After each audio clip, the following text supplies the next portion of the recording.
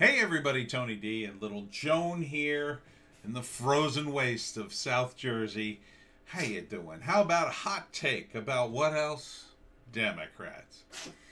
From WND, Democrats are unable to change facts, so they alter reality, alter the definition of reality. Driven by ideology while claiming to embrace science, facts, and truth. By WND News Services. And J. Peter Zane.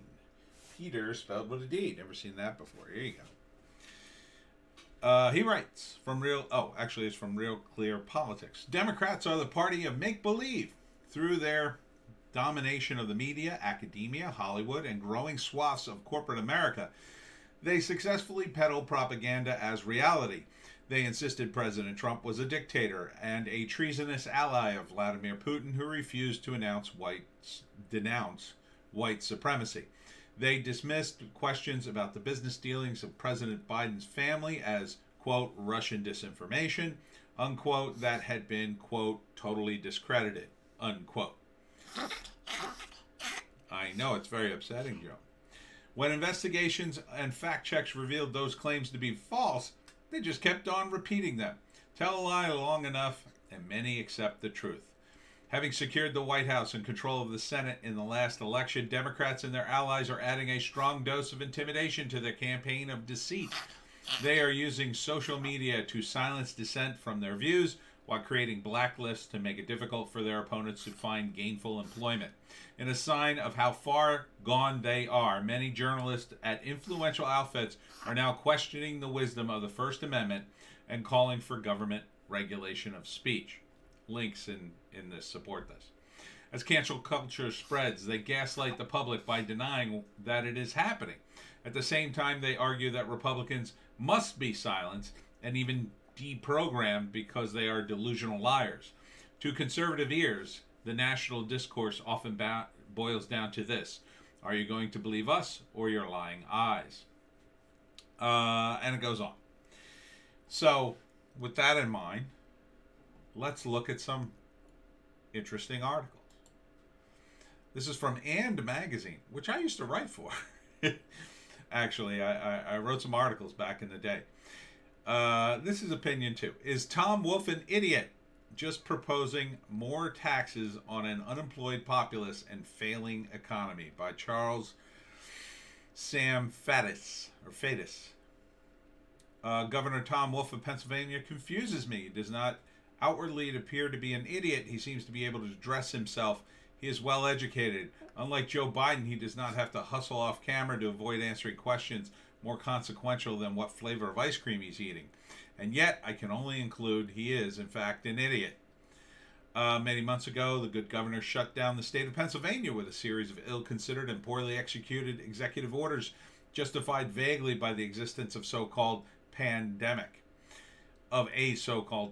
Strangely enough, when businesses were shuttered and people laid off, tax revenue, which is based on income, plummeted. The state of Pennsylvania is now drowning in red ink.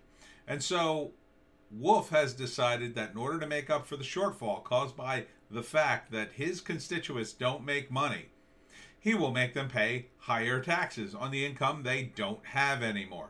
The governor is proposing an increase on personal income tax rate from 3.07 to 4.497 starting July 1st. That would be the first increase since 2003. If you're confused, you should be. You might as well step through the looking glass. And it goes on, and he gives various stats about how many people are in Pennsylvania and their money and why this is an incredibly bad idea from Democrat Governor Tom Wolfe. Yeah, so do you think Tom Wolfe is living in reality, or has he redefined reality to say to himself, oh, we can increase taxes and fix this? People are making money. They're just not making as much money. But in his reality, maybe that's enough. Maybe it's not that big a deal for him. We cannot mince words. San Francisco education official denounces meritocracy as racist. See, if you are judged by your merits, if you're judged by how many points you score or how good grades you get, that's racist, apparently. Again, this is a redefining of reality. It's just not reality. Right, doggy? That's not reality. AOC lies when confronted over "you almost had me murdered" tweet, says that's not the quote. It's right here on the National File. I won't play it because I'm getting flagged left and right from YouTube. You know, she said, yeah, so that's not the quote. I will not apologize for what I said. Now, she said, "You almost had me murdered 3 weeks ago so you could sit this one out." But she's saying, that's not what she said. This is a typical politician tactics. Just deny it. Just pretend like it never happened. The difference is we have the proof. We have the tweets or the post or whatever it was. Oh, yeah, here it is. Yeah, it was a tweet. "Happy to work with almost any other GOP that aren't trying to get me killed." So, it's AOC. She's a liar. I think we all knew that. But this is her attempt to redefine reality. The reality is, it's not that she said that, it's just you don't understand what she said. Oops, wrong way. Maxine Waters, remember her quote? "If you see someone at a gas station, you push back on them, you cause a ruckus." Doesn't mean anything. She says, "As a matter of fact, if you look at the words that I used, the strongest thing I said was to tell them they're not welcome." Yes, she did say that. She also said, "You push back on them. You cause a ruckus." That's more than just saying you're not welcome. But, she's redefining reality to make everything okay. And finally, this is the most whacked out thing I think I've ever read with regards to people on the left redefining their reality. LA columnist in anguish after Trump supporters plow her driveway in snowstorm. Quote, "The fact is that people are addicted to rage." And I think it's true. They've become addicted to rage. This is from Bob Unruh. A Los Angeles Times columnist is in anguish after her neighbors plowed her driveway during a snowstorm. Guess why? They're Trump supporters. The Times' Virginia Heffernan pointed out that even members of Hezbollah do nice things now and then, as did the bad guys from World War II. Constitutional expert Jonathan Turley of George Washington University noticed on his website that Heffernan, quote, "explores her struggle of how to respond while comparing all Trump supporters to bad guys from World War II and Hezbollah. Quote, it is unfortunately hardly surprising to see such unhinged, hateful comparisons in today's age of rage.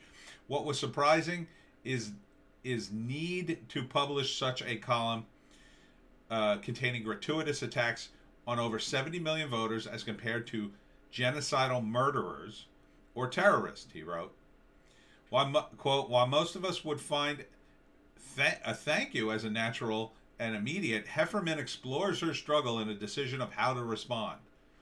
She says, "Of course, on some level, I realize I owe them thanks. And man, it really looks like the guy backdragged the driveway like a pro. But how much thanks? These neighbors are staunch partisans." Well, what the hell are you maniac? You can't just thank a guy for, I was shoveling my drive yesterday, and my neighbor, who had a Biden-Harris sign out on front of his house, by the way, he got into a groove and decided to go right down the sidewalk across my house to the neighbor on the other side of me. And I said, "Oh, man, thanks. MVP of the neighborhood." I mean, he just did it. He was just being nice. That's a normal human being. In fact, I owe him one now. I'm going to have to do something nice for him now. But I don't hold anything against him because he didn't vote for Trump. Jesus, lady, get a grip. Get a grip on yourself. What is wrong with you that you would do this? And imagine being her neighbor and plowing her driveway and then reading her column about you. You do something nice for her, and the only thing she can think to do is talk about it in this manner, comparing you to bad guys from World War II. I mean, you have to be out of your mind, lady. I would never, ever speak to you again if I was your neighbor after doing this. I wouldn't speak to you. I certainly wouldn't plow your driveway. You could go pee up a rope. That would be my attitude. What a wacky woman to think that. Turley said that, quote, under the guise of working through these issues, the column seems more of a vehicle for suggesting Trump voters are little better than terrorists and murderers. Yeah, that's where these people are. They're so full of themselves. See, the problem is they couldn't justify their hateful feelings. The only way they could justify it is by propping up the other side as being so terrible to justify their own bad behavior. That's the only way their behavior makes any sense. That's the only way they can lie, cheat, steal, do horrible things, say horrible things, make horrible comparisons. This is the only way it makes sense. Oh, well, if your neighbor is one of the bad guys from World War II, well, then, yeah. But it doesn't make any sense because that's a terrible comparison. It's not, I don't know these people, but I'll tell you right now, it's not apt. Okay? It's not apt. The man plowed your driveway, you a-hole. Quote, it matter-of-factly treats such references as obvious comparisons. There is less evidence of honest internal debate as much as satisfaction in being able to demean and marginalize almost half the electorate, said Turley. Quote, the fact is that people are addicted to rage, wrote Turley. Many continue to use Trump as a license to hate, even portraying such hate as virtuous. It is so consuming that even kindness from a neighbor is treated as a moral dilemma. In her column, Hefferman noted Hezbollah cares for its own sick, elderly, and hungry Shiite Muslims, as did the bad guys from World War II. But her neighbors, she complained, quote, supported a man that showed near murderous contempt for the majority of Americans. They kept him in business with their support. Now think about how stupid that comment is. Even by her own logic, that makes zero sense. Even by her own logic, the genocidal bad guys from World War II are worse. And Hezbollah is worse. Near murderous. Trump is only near murderous to her, and yet he's worse. And these people are even worse for supporting him. She doesn't even give him credit that maybe they were just fooled and caught up in his charisma. This is how insane these people are. This is why you can no longer reason with them. You have to just not talk politics with them anymore. It's pointless. Let them come to their own whacked out conclusions on their own. Wait until they get burned so badly by the Biden administration that they come back to you, if that's possible. Or just keep them out completely, because it's not worth it.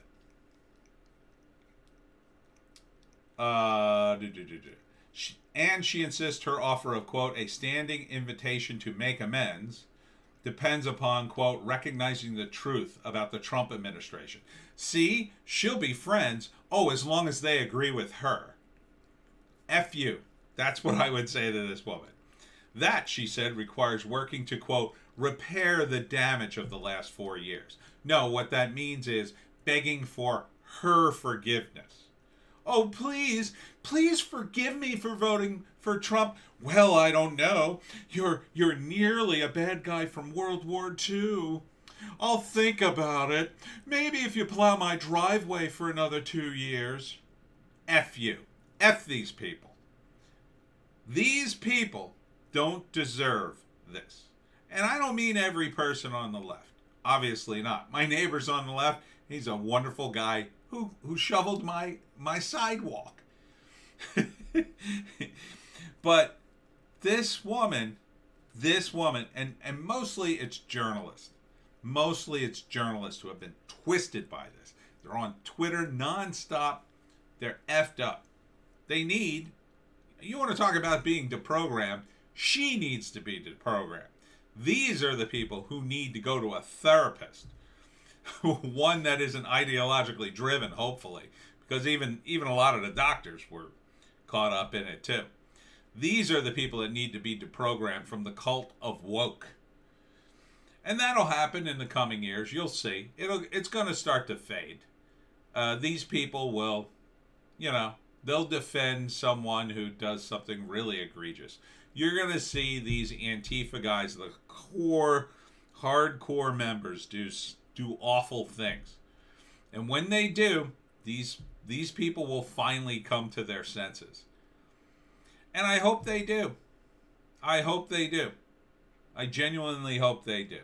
And I hope their neighbor...